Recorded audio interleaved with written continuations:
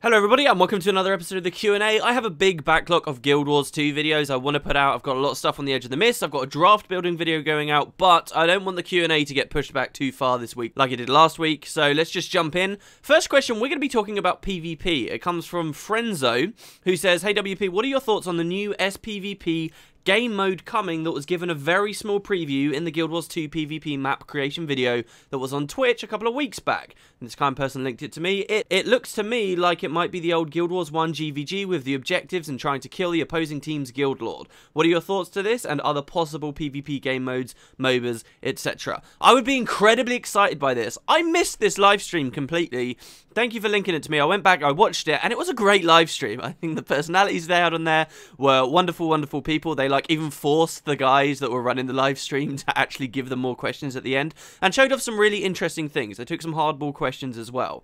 What they showed to us does look like it's going to be something along the lines of GVG, and they commented on numerous aspects of the gameplay we're to expect there. So for those who are completely uninitiated, let me take you back. Basically, they were showing off first how they make maps, and then they showed off some prototype conquest maps that they had a long time ago. They mentioned that they'd made dozens, so like 12 plus in theory, and we can't obviously hold them to that, but a lot of maps since launch of Guild Wars 2 internally that we have just never seen. We got a couple of screenshots of a few of these maps. They talked about how a lot of maps, all maps that they decide to create are going to have a theme of some kind. So in the end we got Skyhammer, which was sort of an Asura themed map. They also showed us a screenshot of another map that they'd been making that looked like it was based in just like this long trench, which is a very interesting idea, especially if it was going to be a conquest map. And again, that was like another Asuran-themed one that probably won't see the light of day because we've got an Asuran-themed one kind of now. And also because it seems like they're sort of maybe moving on from conquest at the moment to this new game type. They showed us another map that was kind of Sylvari-themed and filled with traps. So think about like the World versus World jumping puzzle, where you can press F and swing a log at someone. Like there was one of those in the screenshot. They showed us one called Arena that was basically like this big chart arena. And I think they did say actually that these maps might be revisited, but they are working on some totally new ones now. And that's obviously a big decision. They've always stood really heavily by Conquest as a game type. That was the thing they were really pushing. They thought it was destined to be like the esport thing.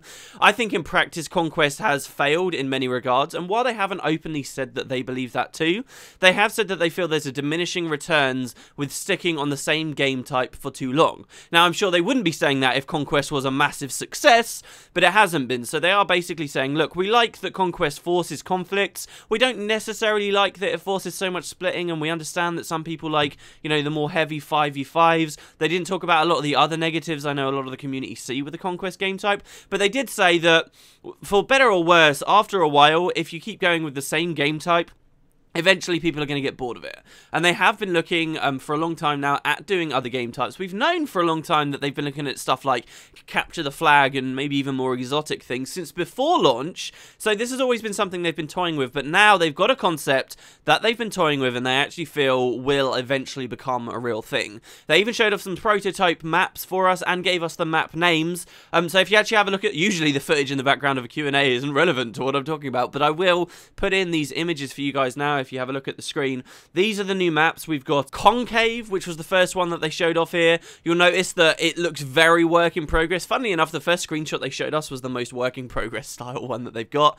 They called what you see, this structure that you see in front of you, they call this like grey box, I believe. And basically it's just untextured, very loosely modeled stuff that just pans an outline of how the map is essentially going to flow. And what does this look like to everyone? It looks like some kind of GVG variant, right? We've got some kind of a fortress, we've got an area within it that seems to have been designated as some kind of guild lord, some kind of NPC that the players presumably would have to kill to either win the game or capture this location. Or maybe that's just representing a spawn location, who knows? You'll also notice a lot of the terrain on the outside is basically completely unfinished and there's nothing significant there. But there's a wall out in the distance too. Think about like World versus World, you've got multiple layers of defense to break through. And then there's even a further one beyond there as well, both with gates on them. And then all the way on the other side of the map, there is another structure that looks like a giant cannon. Whether that's an element of the gameplay or not, who knows? I don't think we're really at liberty to say. That could just be the enemy team's base. This certainly looks like, there are no screenshots they've given us of new maps that show off two bases at once, as far as I'm aware. But it looks like it's going to be either one team assaults an objective, so it would be an asymmetric game type, or these are just small slices of maps where there are two locations, and it's something a lot more akin to traditional GVGs that everybody looks back so fondly on from Guild Wars 1. So anyway, that's the first screenshot. I'll just roll on through the other ones. You've got Encampment is the next one here, which again does show a base off in the distance, as far as I can see. Also a small camp along the way, maybe something similar to like a sentry, some kind of capture point that you would gain in the middle. Something important to note about GVGs from Guild Wars 1 was it wasn't just about breaking into someone else's area and killing their lord. There were multiple points of attack to get into these areas. There were environmental hazards that you would have to pass through, and there was the mechanic of flag running. The idea in Guild Wars 1 that if you died, when you came back to life, there would be a penalty to that. You'd be at lower maximum health and energy, and slowly your team would be getting whittled down. But you could capture the flag in the center of the map, which would keep reducing your death penalty. So there were two. You were always fighting over the flag stand in the middle, and you were also trying to progress into the enemy's base. And there was this push-pull between the map with just the bases themselves, but more objectives on the side. So again, on this screenshot, to tie it back to that, we've got this camp in the middle. Maybe this is something they're looking at there, if this is even GVG, which they haven't said at all. The next maps, I promise I'll go through these quicker. The next one is Arena. They already talked about an arena concept that they did for Conquest. Is this the same thing? Probably not, but there's an arena style map there. There's one that they called Stronghold, which is another one with grey box style stuff. This reminds me a lot of one of the old Halo maps, Halo PC maps in like a giant canyon. I'm sure it's just because of the poorly textured walls or completely untextured walls that just makes me think of that game. And then the last one, which looks really polished, called Castle. Which doesn't look as open as other areas, unless maybe our sense of scale is put off here. But yeah, very interesting maps. If this is something along the lines of GVG, to your question, I would be incredibly excited. There's a bit of a weird thing in the community right now. There's loads of people talking about GVGs, and really they're just talking about, in my opinion, rather boring Zerg v Zerg, constructed Zerg v Zerg stuff people do in World vs. World and in the Obsidian Sanctum. That's what a lot of the Guild Wars 2 community is thinking of when they say GVG. When I say GVG, I'm talking about the game type that existed in a competitive environment in the first game, and I would love to see that in a 5v5, 6v6 maybe. I don't agree with the 8v8. 5v5 would work perfectly fine in my opinion. I would love to see that in constructed PvP with the Guild Wars 2's professions and skills as opposed to Guild Wars 1's. I think that would be the perfect mix, and if that's something that we may eventually see, I will be rooting for it big time. You know, there's been all this talk about PvP rewards going on. You know, if this is the game type that they add, then I really don't care what they do with the rewards at this point, because this would just be straight up fun. A couple of comments that I wanted to point out from the live stream, since I just watched it, that I thought was quite interesting. They talked about how this new game type definitely was not going to be driven by cap points. So does that mean there's not going to be any territory at all? Then the flag running idea sort of still works. It's basically having control of a territory in a weird way. But maybe that could be something interesting to note, that there's going to be no cap points at all. That they really want to encourage flanking gameplay, which isn't something you see much of in structured PvP. You see a lot of it in World vs. World, but not in structured. And 2 points that I sort of noted. In one of these screenshots, you can see that the territory actually seems to have guild claiming banners. That's the biggest thing for me that makes me believe this has got something to do with like a GVG style thing, because there are actually guild banners on one of these strongholds. You remember a long time ago, there was a quote from the devs where they talked about how they wanted guilds to have more importance in structured PvP. Well, this would be the perfect way to do it. Your guild's team has their own banner that you fly on your objectives and stuff. That's pretty cool, and you can definitely see that on one of the maps. So I think that's a big hint there as to perhaps their intentions. And also, you know, we're getting all these screenshots. The live stream well, it didn't start, but the live stream also talked about all of these map concepts that never saw the light of day anyway. So does that mean any of these will see the light of day? Then you could take that and say no. But at the same time, I also believe that if they're going to add a new game type, they should at least have, what, 2-3 maps at bare minimum for that game type when it's released. So, you know, maybe we'll be seeing more of this than otherwise expected. But there you go, guys. That's sort of the info on the PvP game mode. I am excited, 100%, and I think it's a shame that I missed it. To the bit of your question where you ask, what do I think of like it being MOBA style? I don't think that would be very fun. I think there's been a bit of a push with Guild Wars 2 to sort of go towards that arena, and I don't think it was ever really a smart move. Okay, next question. Sorry I went so long on that one. I've actually got a lot of questions I want to go through today. This one isn't Guild Wars 2 related, but I'll do it quickly. Matthias Lungvist says, hey WP, when you're done with Rise of Parathia, will you do another Let's Play? And if so, what game? So Azuric is actually ending in 4 days. It's 33 parts, and we're on like 29. I think 29 is going up today. So it will be ending pretty soon. After Azuric, I've already got episode 2 of The Raven completely finished with Matt, and we'll be going through that, and it's very, very cool, guys. Episode 2 of The Raven is awesome. It's 8 sort of super long episodes, so they will be going out. Then I think I want to go back to another solo project before we go to Raven episode 3. That solo project, I haven't decided yet, but I think it will probably be Dungeons of Dreadmore, because I started that. I made a promise to the channel that nobody remembers or cares about except me at this point, but I made a promise to the channel that I would eventually return to that, and I want to honour that. I want to go back into Dungeons of Dreadmore. It's also just a fantastic game, so I want to go back there, share that game with you guys a little bit. I've had a bit of an itch to play something like that lately, so we'll do that as a solo project, then Raven episode 3, and then who knows. FF10, the HD remake, is a game that's very, very near and dear to my heart, and you will probably see something on that when that finally comes out, but there's a bit of a delay between the Japanese release and the rest of the world, so we'll see when that happens. But yeah. Mads Herlin says, hey WP, do you think mounts would be a possible solution to the exploration discussion? Mounts used as trophies to show off in a lot of other MMOs, which would fall in line with ANET's horizontal focus, and it would maybe be possible to remove waypoints and get this feeling that you were talking about being far from Divinity's reach. It's too late for Guild Wars 2. I think I didn't explain this well enough in the last Q&A. It's too late for Guild Wars 2. They can't remove waypoints now. I sort of touched on this idea as I was going through my discussion before.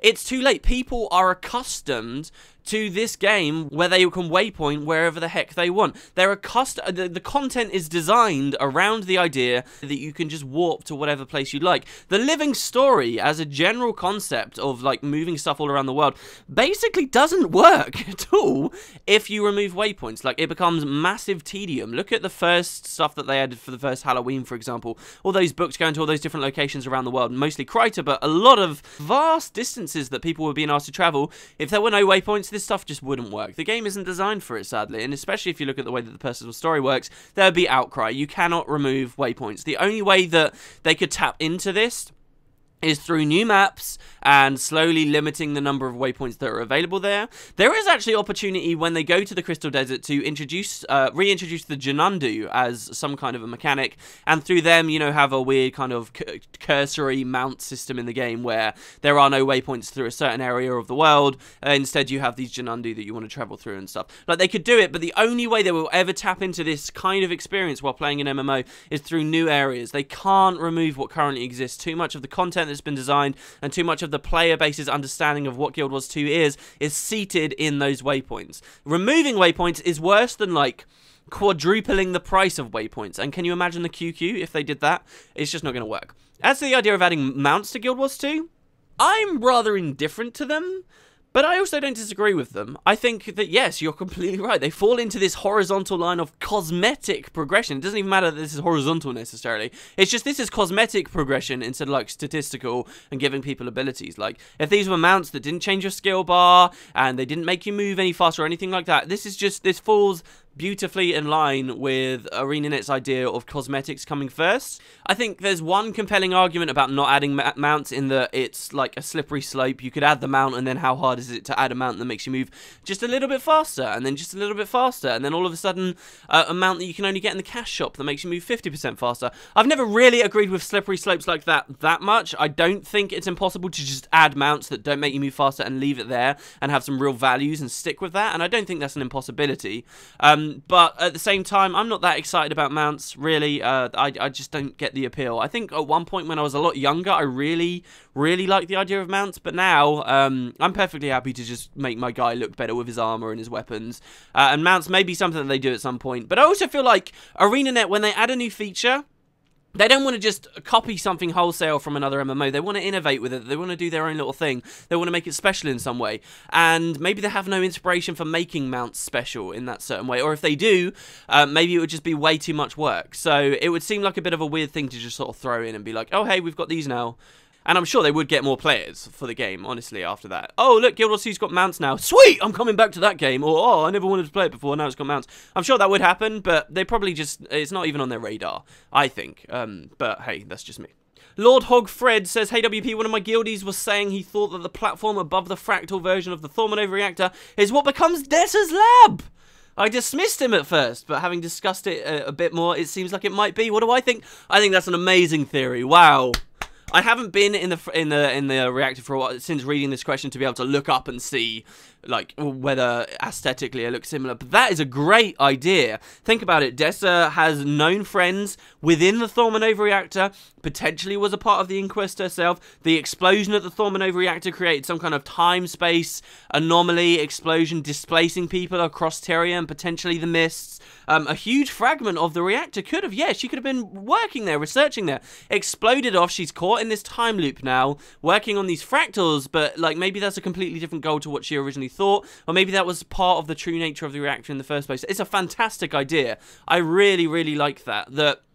I think it would maybe diminish a little bit of what makes the fractals cool, because the fractals are like this weird, mysterious thing right now, and Dessa's got an interesting story and mystery behind her, and then to just be like, oh, it's all to do with the reactor, done, would sort of be a bit of a shame. And I would also question why we didn't get this full story with the reactor patch. Like, why wouldn't they just give it to us up front? Like, oh, hey, this is... Because I think people would appreciate that the Thormanova reactor is important and feel like there was more of a conclusion to that plot if this whole thing with Dessa, it being true, actually came forward in that patch rather than just the Scarlet thing. The Scarlet thing, people think, oh, that's kind of lame. But if it turns out, oh, the fractals, the mists are to do with the reactor, I think that would have twigged with people a lot nicer, but ArenaNet didn't reveal it. So maybe it's not true at all, or maybe they just have another idea for the fractals later where they finally reveal that Dessa was a part of the Thormanova reactor. But you see what I mean? It would be weird to go back to another patch with the Thormanova reactor as the focus now. Like, they may have missed the boat. But it's a fantastic theory. I really like it. I think it's very, very interesting. The one problem, this only just came to my mind and it's just dampened my enthusiasm straight away. Dessa doesn't know what the Sylvari are. And the Thormanova reactor is not over 25 years old. The explosion only happened like a year before launch, and she doesn't even know what the Sylvari are. So I don't know. That pretty much kills it straight away, I think, for me. But maybe there's some way for it to work out. Lamunes says, I think the problem with the idea of moving slowly forward, as I described in the previous video where I was talking about us slowly pushing into the Crystal Desert, he says that the problem with this is that we did that in Southsun. It was a disaster because when it first came out, if you weren't there on release date, you'd miss out on a ton of content. No, you're completely wrong. I'm sorry. Southsun is not an applicable excuse for not doing this kind of thing. You cannot say that Southsun is the same as what I'm asking. We're talking about going forward slowly into the Crystal Desert. That you have a 2-week period that you can log into the game and explore a new map and the story associated with that map at once. If you log in out of that 2-week period, you still have a new map to explore. It's just maybe the story associated with it there, it has now moved on slightly. This is nothing like Southsun. Southsun was over a period of 2 hours. We got access to a new map and pushed all the way through it, built the bridges and went to attack the Queen, right? Like, Southsun is nothing like what we're proposing here. I think Southsun damaged the game in a small way when it came out because of the lag, basically. The lag is what crippled Southsun. That is the main issue with Southsun that made everybody so upset about it. But Southsun did bad things for the game when it finally came out, and it put a lot of negativity in the community. But I think Southsun has done far worse damage in the months since it came out. Everybody always points to Southsun. Oh, they can't add new maps. Look how bad Southsun was. Why should they add a new map? Nobody goes to Southsun. Nobody cares. And ArenaNet have tried so hard to get people to come to Southsun. But I think it would be the worst thing in the world to constantly look at Southsun and say, oh, we can't add new stuff because of Southsun. There are a million different ways to implement a new map. There are a million different ways to make a new map look. There are a million different ways to incentivize people to continue going to that new map after it's been added. Just because ArenaNet might not have hit the nail on the head with Southsun doesn't mean we ignore ideas like this going forward. And certainly my idea of, not my idea, just the idea